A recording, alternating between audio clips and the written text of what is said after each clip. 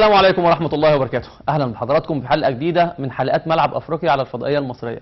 بفكر حضراتكم بميعادنا الخميس الساعة 12 صباحا من كل أسبوع.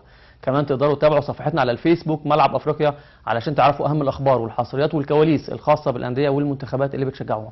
في نص الحلقة الثاني إن شاء الله هيكون معانا يعني أخي وصديقي العزيز الكابتن وليد هويدي مدير الكورة بنادي مصر المقاصة. حلقة إن شاء الله تستمتعوا بيها علشان نشوف تجربة مصر المقاصة وعلشان نتكلم على أخبار النادي الأهلي والزمالك في دوري أبطال أفريقيا والأحداث المستجدة الفترة الأخيرة. أما في فقرة الأخبار فالخبر الأول هو حديث الساعة.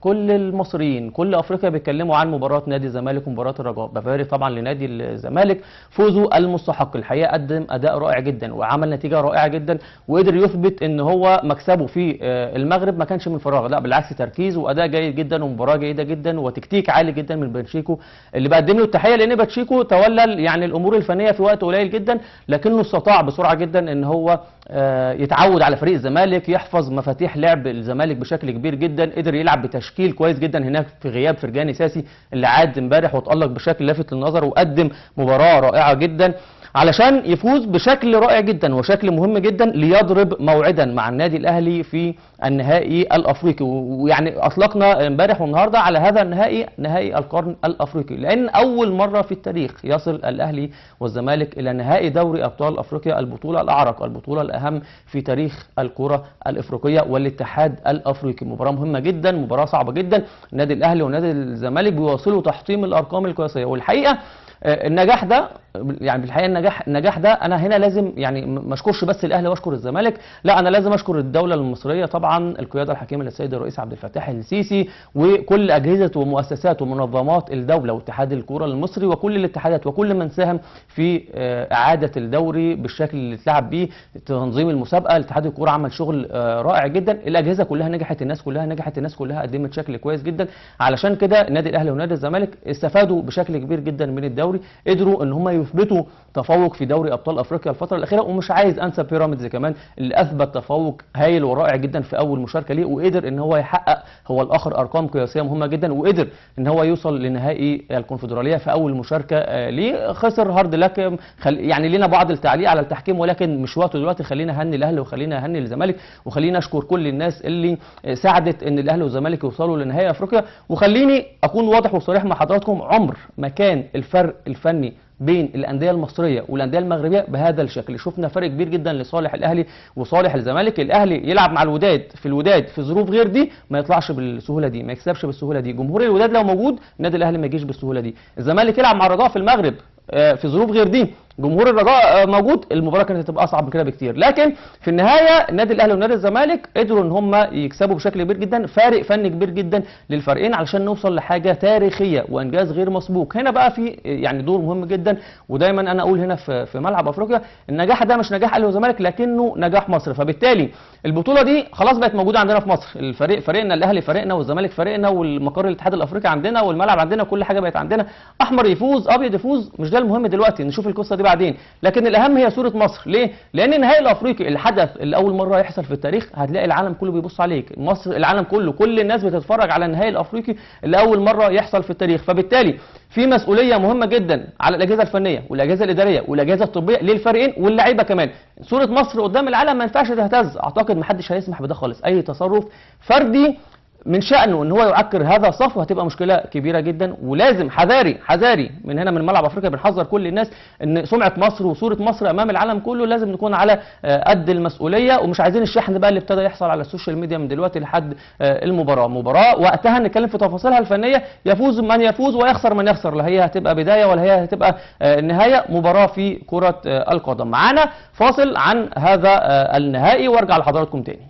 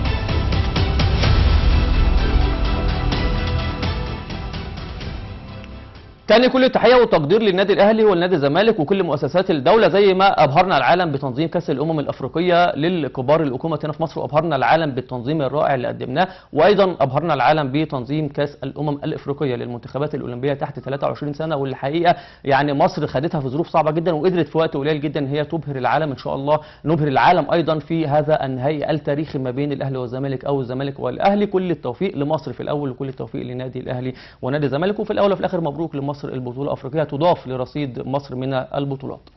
الخبر القادم عن الحارس السنغالي ادوارد مندي، وطبعا يعني حارس كلنا طبعا تابعناه الفتره الاخيره وشفنا قد ايه متفوق بشكل رائع جدا، فنياته عاليه جدا. حارس مرمى تشيلسي الانجليزي عمل 6 كلين شيت، وده يمكن اللي امام حضراتكم على الشاشه يمكن عمل 5 كلين شيت على التوالي لاول مره منذ 2010، يعني من 10 سنين ما حصلش هذا الرقم. دايما اللعيبه الافارقه لما بتتاح لهم الفرصه في الدوريات الاوروبيه بيثبتوا ان اللعيبه الافارقه لعيبه جيده جدا، لعيبه ممتازه من الطراز الرفيع، يعني اللعيبه دي تاخد الفرصه. يعني ده اللي احنا كنا بنتكلم فيه طول الوقت الفترات الاخيره، يا ريت مصر وكل الدول الافريقيه تصدر هذه النوعيه من اللعيبه علشان يبقى عندنا صلاح كتير، عشان يبقى عندنا ادوارد مندي كتير، عشان يبقى عندنا ساديو ماني، عشان يبقى عندنا النني، عشان يبقى عندنا مثل هؤلاء اللاعبين الاقوياء جدا اللي بيمثلوا صوره المنتخبات الافريقيه بشكل كبير جدا في العالم كله، وافريقيا مليئه بالمواهب.